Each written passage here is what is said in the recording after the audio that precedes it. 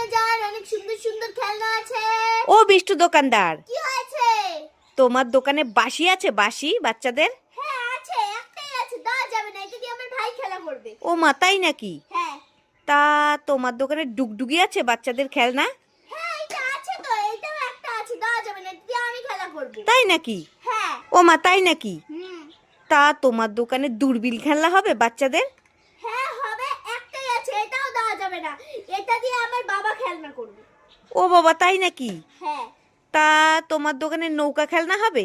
হ্যাঁ হবে, একটাই আছে, এটা দেওয়া যাবে না, এটা দিয়ে আমার দিদুন খেলা করবে।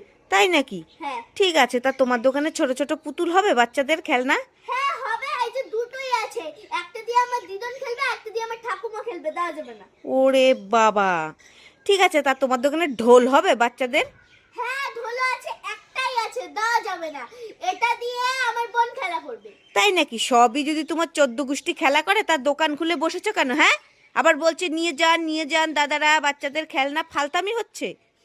আমি তো এমনি বলছিলাম। দূর বাবা, আগে জানলে তোমার দোকানে এসে সময় নষ্ট করতাম না, আমি আর আসবই না।